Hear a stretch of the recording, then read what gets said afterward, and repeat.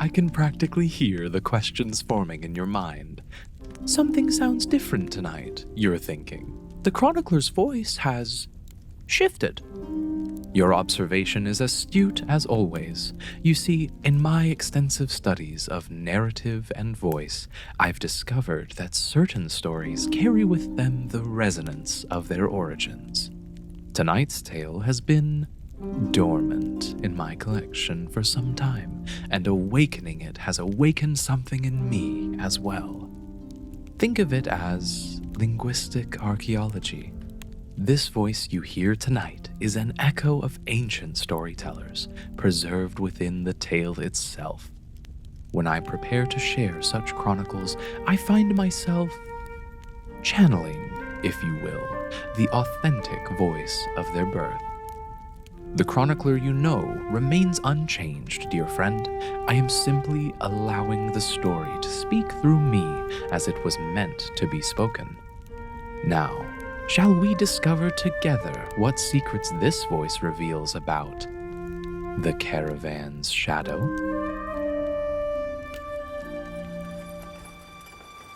The morning mist clung to the tradeway like a shroud, and Corvin Blackhoof didn't like it one bit.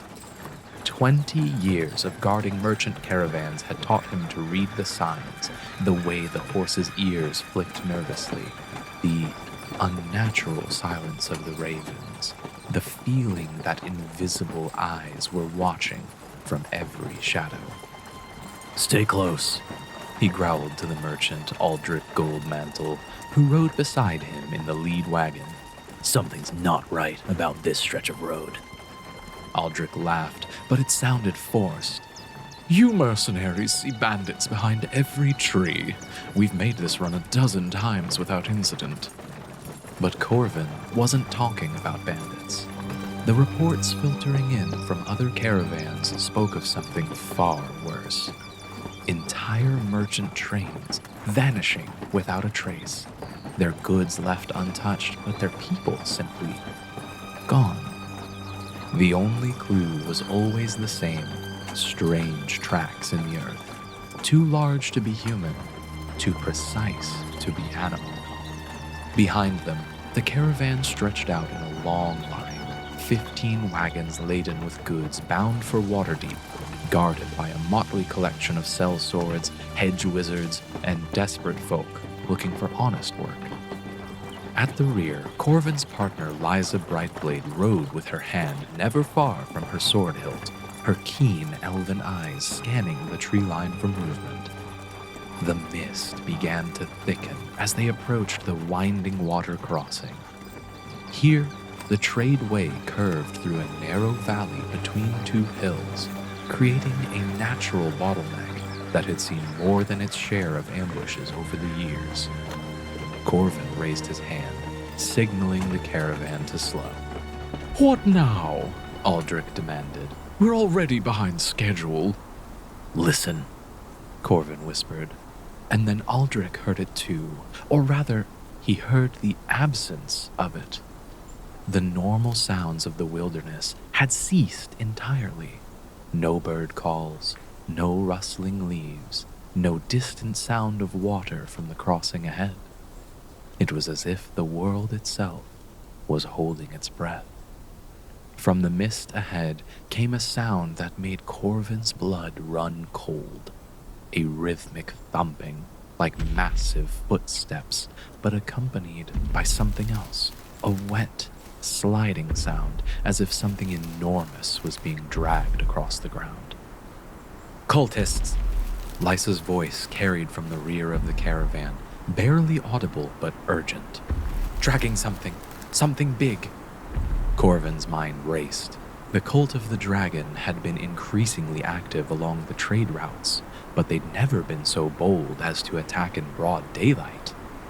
Unless they had something that made them confident they could take on an entire caravan. The mist parted like a curtain, and Corvin's worst fears were realized.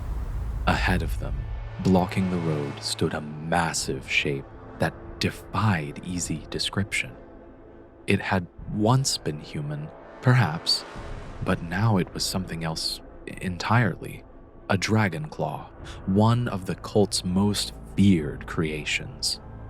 The unfortunate soul had been twisted by draconic magic into a living weapon, their body grotesquely enlarged and covered in scales that gleamed like black metal. But it wasn't alone. Behind it, emerging from the mist like phantoms, came a dozen cultists in their telltale black robes, their faces hidden behind dragon masks. And behind them, being dragged on massive chains, was the source of the sliding sound, a young black dragon, its eyes glazed with the drugs the cultists used to control their draconic servants. "Well," Corvin muttered, drawing his sword, "I've had worse mornings." The battle erupted with the cultists' war cry, a sound that seemed to come from the dragon itself, magnified and distorted by human throats. The dragon claw charged forward with impossible speed, its claws leaving gouges in the stone road. Corvin barely had time to roll aside as the creature's talons swept through the space where his head had been. Behind him, the caravan erupted into chaos. Merchants screamed, horses reared, and the hired guards did their best to form a defensive line. But these weren't bandits looking for easy coin. These were fanatics willing to die for their cause, and they fought with the desperate fury of the truly devoted. Lysa's elven war cry cut through the noise as she leaped from her horse, her blade flashing in the misty air. 2 cultists fell to her initial charge, but more kept coming. The black dragon, still drugged but responding to the smell of blood, began to thrash against its chains, adding its own roars to the cacophony. "The dragon!" Corvin shouted over the din. "If it breaks free!" His words were cut short as the dragon claw's massive fist crashed down where he'd been standing. The creature was faster than anything that size had a right to be, but Corvin had fought worse. He rolled between its legs, his sword finding the gaps in its scaled hide, drawing black blood that hissed when it hit the ground. The battle raged for what felt like hours, but was probably only minutes. The cultists fought with fanatical determination, throwing themselves at the defenders with no regard for their own safety. But the caravan guards were professionals, and they'd faced bandits, monsters, and worse in their years on the road. It was Lysa who turned the tide. With a display of acrobatics that would have impressed a circus performer, she vaulted over the melee and landed beside the chained dragon. Instead of attacking it, she began sawing at the chains with her enchanted blade.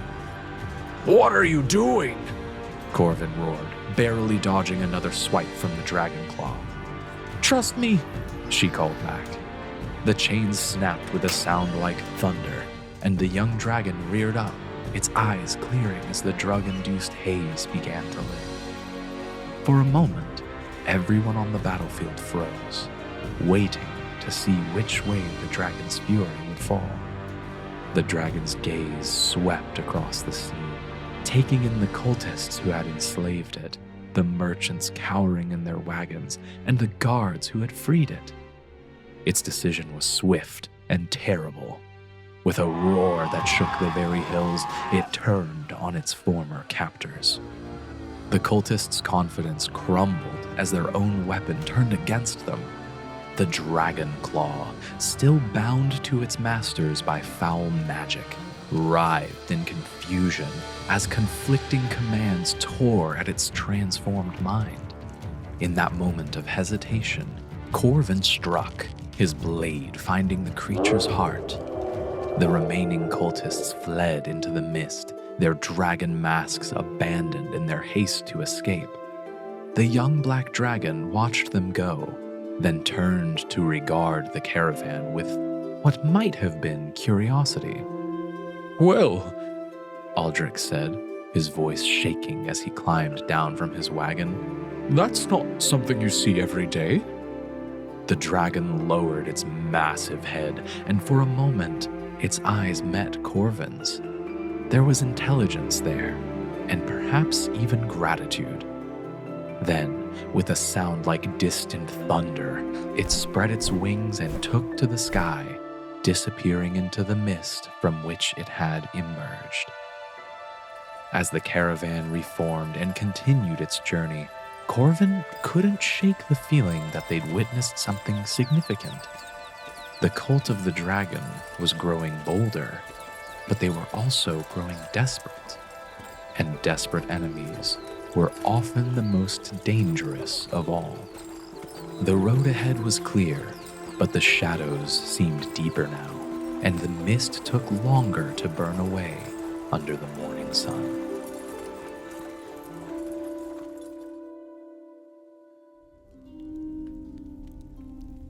And so, this tale draws to a close.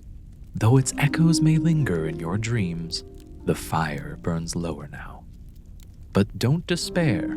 I've countless more stories waiting to be shared with you. If this tale stirred something within you, if it reminded you why magic still matters in this mundane world, then please, light your own beacon. That glowing thumbs up tells the spirits of story that our fellowship grows stronger. Subscribe to join our circle permanently and ring that notification bell. That way, you'll know the moment I return with new chronicles. The fire burns brightest when more souls gather around it, wouldn't you agree? Now, if that's the case, share this tale with another weary soul who needs it, reminding them adventure still exists. Tag a friend who would appreciate a good story by the fire. The more who believe, the more real these worlds become. And if you are new to our hearth, explore the playlist of chronicles that I've gathered. Tales of heroes and villains, love and loss, magic and mystery. Each one carefully chosen for souls like yours.